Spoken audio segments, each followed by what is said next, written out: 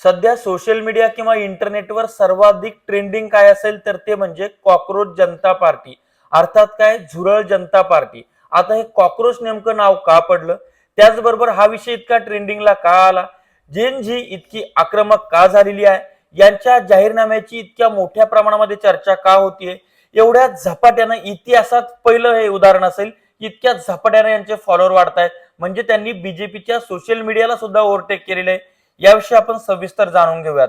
नमस्कार, मी ज्ञानेश्वर खरात पाटील. विषय असा आहे की सुप्रीम कोर्टाचे जे सरन्यायाधीश आहेत सूर्यकांत यांनी एका सुनावणी दरम्यान टिप्पणी केली. ती टिप्पणी अशी आहे की काही तरुण कॉकरोच अर्थात झुरळासारखे आहेत, त्यांना रोजगार मिळत नाही किंवा कोणत्याही व्यवसायात स्थान मिळत नाही. मग त्यापैकी काही जण मीडियात जातात, काही आरटीआय कार्यकर्ते होतात आणि सगळ्यांवर हल्ला करतात. आता हे जे बेरोजगार तरुणांविषयी सुप्रीम कोर्टाचे सरन्यायाधीश चीफ जस्टिस ऑफ इंडिया अशा पद्धतीचं वक्तव्य करतात, त्यामुळे जी जेन झी आहे किंवा तरुण वर्ग आहे तो आक्रमक झाला. आक्रमक झाल्यानंतर ही जी टीका आहे ही जिव्हारी लागली आणि त्यानंतर जन्म झाला कॉकरोच जनता पार्टीचा, अर्थात झुरळ जनता पार्टीचा. या जनता पार्टीचे फाउंडर कोण आहेत, संस्थापक कोण आहेत, तर आपल्या महाराष्ट्राचा संभाजीनगर जिल्ह्यातील एक तरुण आहे जो अमेरिकेमध्ये राहतो, ज्याचं नाव आहे अभिजित दिपके.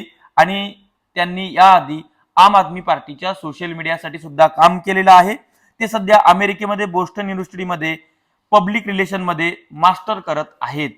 आता या तरुणानं एक 4-5 दिवसापूर्वी हे एक इंस्टाग्रामला अकाउंट काढलं किंवा एक डिजिटल सोशल मुवमेंट चालू केली जी कॉकरोच जनता पार्टीच्या नावानं.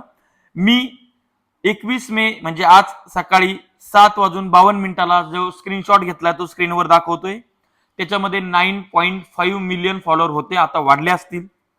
बीजेपीचा स्क्रीनशॉट याच टायमाचा आहे, त्याला 8.7 मिलियन फॉलोअर आहेत आणि काँग्रेसचा आहे 13.3 मिलियन फॉलोअर त्याला आहेत. तर मला असं वाटतं की आता काँग्रेसला सुद्धा हे ओव्हरटेक करत आहे. म्हणजेच सोशल मीडियावरची सर्वात मोठी पार्टी म्हणून कॉकरोच जनता पार्टी आता समोर आलेली आहे. आणि विशेष म्हणजे या जनता पार्टीचे जे जाहीरनामा आहे तो खूप उल्लेखनीय आहे, त्याची खूप चर्चा होती आहे. त्याच्यामध्ये राईट टू रिकॉल म्हणजेच काय, एखादा लोकप्रतिनिधी आपण निवडून दिला आणि तो जर का 5 वर्षामध्ये चांगलं काम करत नसेल तर त्याला जनतेला अधिकार असेल त्याला पदावरनं खाली खेचण्याचा, परत निवडणूक घेण्याचा. दुसरा महत्वाचा मुद्दा म्हणजे काय, हल्ली काय होतंय माहिती का, जे कोर्ट आहे किंवा जज आहे यांना मॅनेज केल्या जात आहे सत्ताधाऱ्याकडनं आणि त्याच्यानंतर मग ते विकल्या जातात आणि सत्ताधाऱ्यांच्या बाजूचे फैसले त्या ठिकाणी देतात आणि नंतर रिटायरमेंट नंतर त्यांना वकील असतील किंवा जज असतील यांना राज्यसभेचं प्रतिनिधित्व दिलं जातं किंवा विधान परिषद दिल्या जाते. तर अशा कुठल्याही जजला त्याच्या निवृत्तीनंतर विधान परिषद किंवा राज्यसभा दिली जाणार नाही. त्याचबरोबर जे काही एज्युकेशन आहे ती प्रणाली एकदम उत्तम असेल.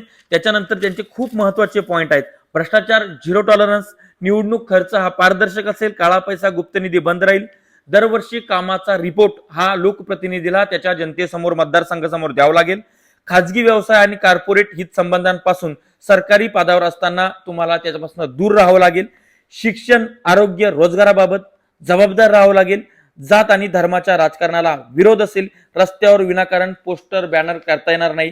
त्यानंतर अनेक जे जनतेला त्रास होतो या फालतू राजकीय नेत्यांचा, या सगळ्या गोष्टीला कॉकरोच जनता पार्टीचा विरोध आहे.